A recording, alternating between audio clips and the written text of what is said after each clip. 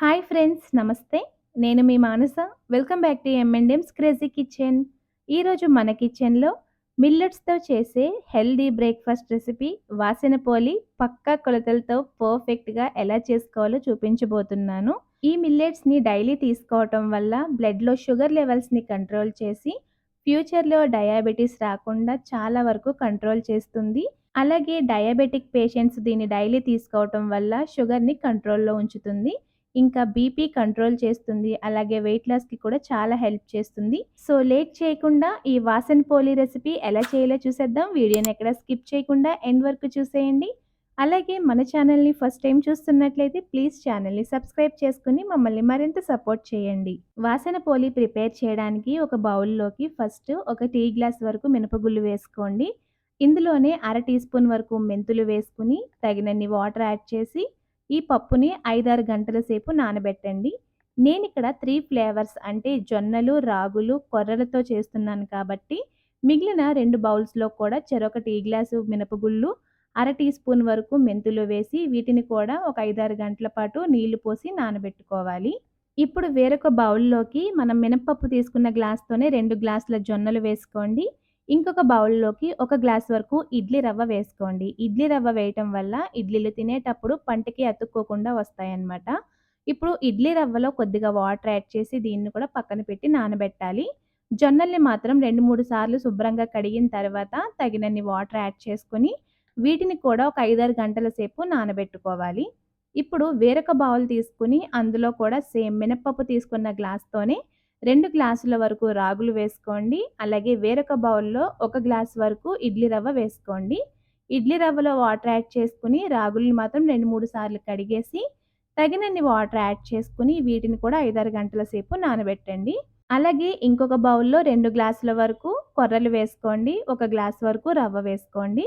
రవ్వలో కూడా same water add చేసి కొర్రల్ని కూడా 2, 3 సార్లు కడిగేసిన తర్వాత వాటర్ యాడ్ చేసుకొని వీటిని కూడా 5, 6 గంటల సేపు నానబెట్టుకోవాలి. ఒక గ్లాస్ మినపగుళ్ళకి 2 గ్లాసుల చొప్పున మిల్లెట్స్, 1 గ్లాసు రవ్వ వేసుకుంటే వాసన పోలి పర్ఫెక్ట్‌గా వస్తాయన్నమాట. పిండి రుబ్బే ముందు వీటన్నింటిని శుభ్రంగా కడిగేసుకొని ఇప్పుడు మిక్సీ జార్‌లో నానబెట్టుకున్న మినపగుళ్ళు వేసుకొని ఇందులో కొద్దిగా వాటర్ యాడ్ చేసుకొని మెత్తటి ఫైన్ బ్యాటర్ లాగా ప్రిపేర్ చేసుకొని ఒక మిక్సింగ్ బౌల్‌లోకి ట్రాన్స్‌ఫర్ చేసుకోవాలి. ఇదే విధంగా మిగిలిన 2 బౌల్స్‌లోని మినపగుళ్ళని కూడా ఇలాగే రుబ్బేసుకొని బౌల్స్‌లోకి తీసేసుకోండి. ఇప్పుడు ఫస్ట్ మనం నానబెట్టిన జొన్నల్ని వేసుకొని ఇందులో కూడా తగినన్ని వాటర్ యాడ్ చేసుకొని మెత్తటి ఫైన్ పేస్ట్ లాగా బ్లెండ్ చేసేసుకోవాలి. ఇప్పుడు ఈ జొన్న బ్యాటర్‌ని మనం ఆల్రెడీ రుబ్బి పెట్టుకున్న ఈ మినప రుబ్బులో వేసుకోవాలి. దానితో పాటుగా మనం నానబెట్టుకున్న రవ్వను కూడా 2, 3 సార్లు కడిగేసి వాటర్ అంతా కూడా మొత్తం పిండేసి ఈ మినప రుబ్బులో వేసేసుకోవాలి. ఇప్పుడు వీటన్నింటిని కూడా వీడియోలో చూపిస్తున్నట్లు చేతితో ఇలా వేళ్ళ మధ్యలోంచి వదులుతూ కలిపారనుకోండి. ఈ 3 రకాల ఇంగ్రీడియెంట్స్ కూడా చక్కగా ఈవెన్‌గా కలుస్తాయి. మిక్సీలో రుబ్బిన పిండి కాస్త వేడిగా ఉంటుంది కాబట్టి ఒక 5 నిమిషాలు చల్లారిన తర్వాత మూత పెట్టి రాత్రంతా వదిలేసుకోవాలి. అలాగే సేమ్ అదే జార్‌లో మనం నానబెట్టుకున్న కొర్రలను కూడా వేసుకొని మళ్ళీ ఇందులో కొద్దిగా వాటర్ యాడ్ చేసుకొని మెత్తటి ఫైన్ బ్యాటర్ లాగా ప్రిపేర్ చేసుకొని దీన్ని కూడా మనం రుబ్బి పెట్టుకున్న వేరొక మినప రుబ్బులో వేసేసుకొని కలపాలి. ఇందులోనే మనం నానబెట్టి పెట్టుకున్న రవ్వను కూడా కడిగేసి ఇలా వాటర్ అంతా పిండేసి వేసుకోవాలి. సేమ్ దీన్ని కూడా మనం జొన్న పిండి ఎలా అయితే వేళ్ళ మధ్యలోంచి వదులుతూ కలిపామో సేమ్ అదే ప్రాసెస్‌లో కలిపేసి ఒక్క 5 నిమిషాలు చల్లారిన తర్వాత మూత పెట్టి రాత్రంతా వదిలేయాలి. ఇదే విధంగా మీరు రాగుల్ని కూడా వేసుకొని కొద్దిగా వాటర్ యాడ్ చేసి మెత్తగా రుబ్బేసి ఆ పిండిని కూడా మినప రుబ్బులో వేసేసి మనం కడిగి పెట్టుకున్న రవ్వని కూడా నీళ్ళన్నీ పిండేసి వేసుకొని కలిపేసిన తర్వాత ఒక్క 5 నిమిషాలు అలా వదిలేసి మూత పెట్టేసుకోవాలి. మీరు కావాలంటే వీటిని సజ్జలతో కూడా చేసుకోవచ్చండి. సేమ్ ఇవే మెజర్‌మెంట్స్ ఇంకే మిల్లెట్స్‌తో చేసుకోవాలన్నా కూడా ఇవే మెజర్‌మెంట్స్ అనమాట. ఒకవేళ మీకు క్లైమేట్ గన్నా కూల్‌గా ఉందనుకోండి, ఆ టైంలో పిండిని డైరెక్ట్‌గా నేల మీద పెట్టేస్తే సరిగ్గా ఫర్మెంట్ అవ్వదనమాట. సో, అలాంటప్పుడు ఇలాంటి స్టాండ్స్ పైన గానీ, లేకపోతే ఏదైనా టేబుల్స్ మీద పెట్టుకుంటే మీకు పిండి బాగా ఫెర్మెంట్ అవుతుంది. సో, మీరెప్పుడైనా వెదర్ కూల్‌గా ఉంటే అలా చేసి చూడండి. ఇదే కాదండి ఇడ్లీ, దోస ఏ బ్యాటర్స్ అయినా ఇలాగే చేసుకోవచ్చు. వాసన పోలి ప్రిపేర్ చేయడానికి మనం అడ్డాకులనైతే ఉపయోగిస్తుంటామండి. ఇవి మనకి పూర్వం ఆకు విస్తరాకులొచ్చేవి కదా! ఆ ఆకు విస్తరాకుల్ని విడగొట్టి ఇలా ఆకుల్ని శుభ్రంగా క్లీన్ చేసుకొని, వాటిని వీడియోలో చూపిస్తున్నట్లు ఇలా ఆకుని మడిచి కోన్ షేప్‌లోకి చుట్టుకోవాలి. అలాగే అంచులు ఊడిపోకుండా చీపురు పుల్లతో గానీ, టూత్ పిక్‌ని గానీ ఇలా గుచ్చేసారనుకోండి అవి ఊడిపోకుండా అలా ఉంటాయన్నమాట. ఇలాగే ఎన్ని ఆకులు కావాలంటే అన్ని ఆకుల్ని కోన్ షేప్‌లో చుట్టేసుకొని పక్కన పెట్టుకోవాలి. ఈ ఆకులు దొరకని వాళ్ళు పనసాకుల్లో కూడా ఇడ్లీలని ప్రిపేర్ చేసుకోవచ్చండి. అలాగే మనం రాత్రంతా ఫెర్మెంట్ చేసిన ఈ బ్యాటర్స్‌ని కూడా తీసి చూసారనుకోండి చక్కగా ఫెర్మెంట్ అయ్యి ఉంటాయన్నమాట.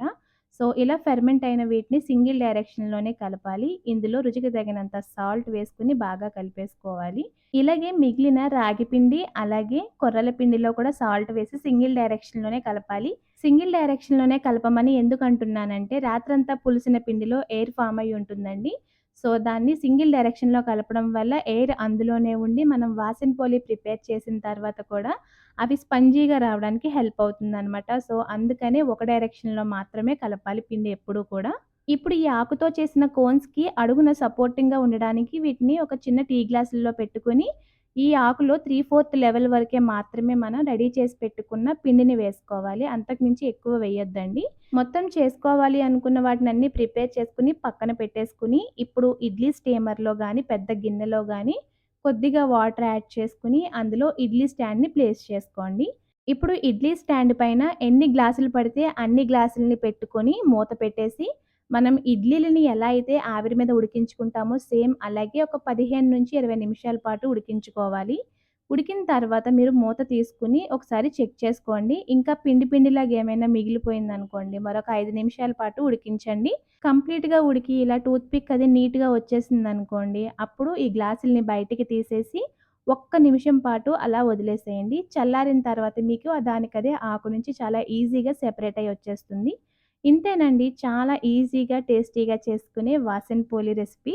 మీరు కూడా ఈ రెసిపీని తప్పకుండా ట్రై చేసి మీకు ఈ రెసిపీ ఎలా వచ్చిందో మాకు కామెంట్స్‌లో షేర్ చేయండి. వీడియో నచ్చినట్లయితే ప్లీజ్ లైక్ చేయండి, షేర్ చేయండి, సబ్స్క్రైబ్ చేసుకోండి. పక్కనే ఉన్న బెల్ బటన్‌ని యాక్టివేట్ చేసుకోండి.